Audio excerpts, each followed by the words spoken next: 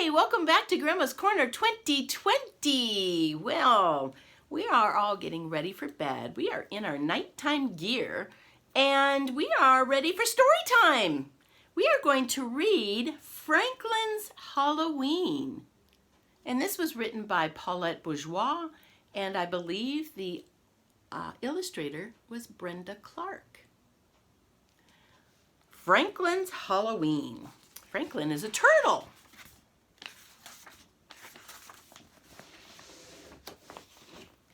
Franklin could count by twos and tie his shoes. He knew the days of the week, the months of the year, the holidays in every season, and today was October 31st. It was Halloween. Franklin could hardly wait for tonight's costume party. Everyone would be there.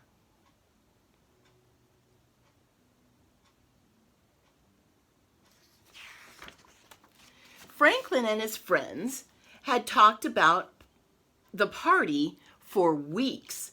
There would be games, prizes, and even a parade. Best of all, there would be a haunted house. I think there'll be bats and spiders, said Franklin. And skeletons, added Beaver. Rabbit shivered. My sister says she saw a real ghost in there last year. That's silly, Rabbit, said Beaver. There are no real ghosts.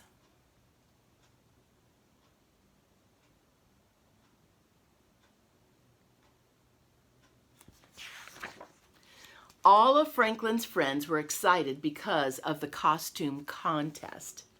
Franklin wasn't sure what he was going to wear. He tried on everything in his dress-up trunk, but nothing seemed quite right to fit.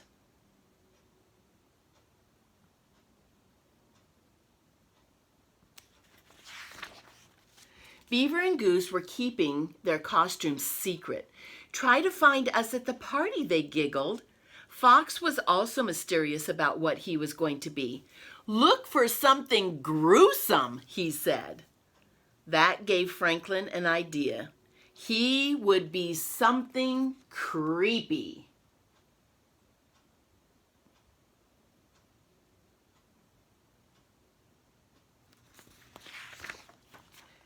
It took Franklin more than an hour to make his costume. As soon as it was done, he sneaked up behind his father and tapped him on the shoulder. Trick or treat, said Franklin. Ah! Gasped his father. Who are you?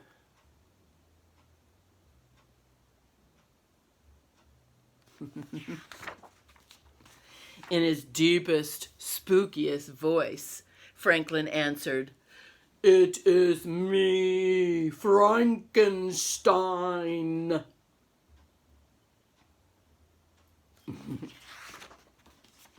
On the way to town, Franklin tried to guess who was inside each costume.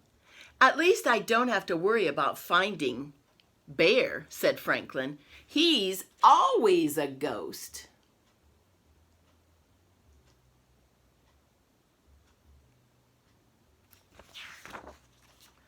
By the time Franklin and his parents arrived, the party had started. Franklin spotted a ghost at the apple bobbing and hurried toward him. Hello, Bear, Franklin said. Who? Answered the ghost. Oh, that's good, Bear, said Franklin. You seem really scary. Franklin bobbed for an apple. Then he ran to the pumpkin toss. It was his favorite game because he always won a treat.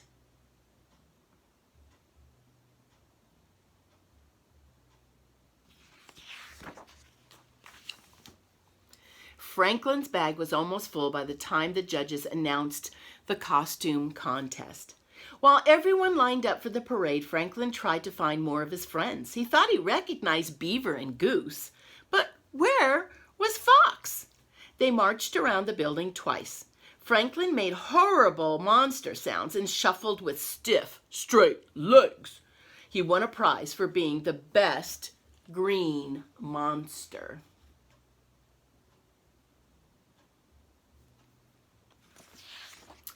There was only one more thing to do. go into the haunted house. You first, said Beaver, pushing Franklin toward the door. It creaked open. A skeleton rattled. Chains clanged. There were moans. Franklin stepped on something crunchy. Suddenly, a big, hairy hand reached out of the darkness. Franklin's heart beat hard and fast, but before he could scream, a light was flicked on.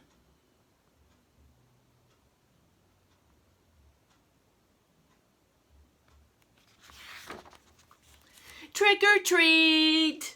shouted Mr. Mole. Franklin looked around nervously. Then he laughed. The hairy hand was only Mr. Mole's mop. "Here's a treat for braving the haunted house," said Mr. Mole. "A ghost came before you. He got so scared he flew away."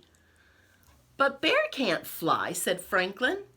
"It wasn't Bear," exclaimed Mr. Mole. "Bear is homesick with a nasty cold." Franklin shuddered. If Bear wasn't the ghost, then who was? He ran back to his friends who were waiting in line for the haunted house.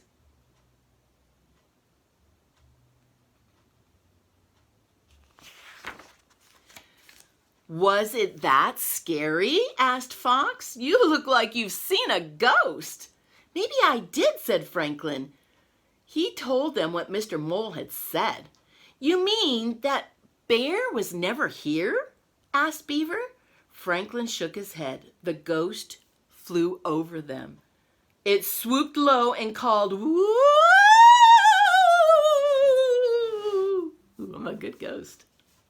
Rabbit twitched. "So what is white?" says, "Woo!" and flies. "A real ghost," answered Goose. "Run!"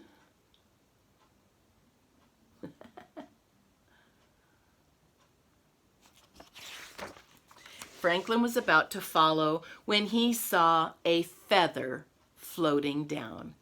"Stop!" he shouted. "I think I know who the ghost is." Franklin showed them the feather. "Look, it must be Mr. Owl." Even Rabbit giggled when he realized the trick their teacher had played.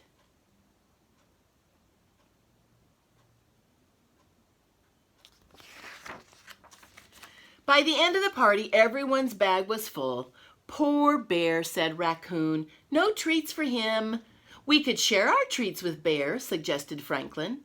All the friends agreed. They each put some treats into a bag. Then they walked to Bear's house and left the bag on the doorstep. "Trick or treat," they called.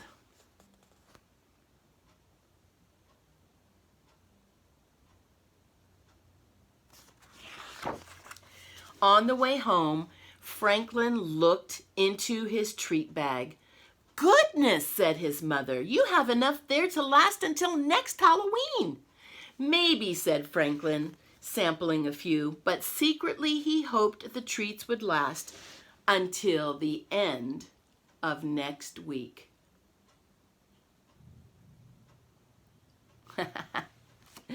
Well, you know, that happens sometimes. Sometimes you have all these plans and you get ready to go somewhere and plans change. That happened to my little neighbor friend next door who came out to trick or treat last year, and he made it to a few houses and had to go back home because he ended up with the flu, and it was very sad. So I saved some candy for him and he was happy. So thank you for joining. Thank you for subscribing. Did you enjoy that Halloween book? Well, I hope so, because I did. And next time we are going to read a very special story called Stella Luna. And it is about a bat. And it was written by Janelle Cannon. So look forward to that next time. So have a good evening. We are ready for bed. And I'm ready to start snoring because I'm tired. So You have a good evening, and I'll catch you on the flip side. Bye-bye.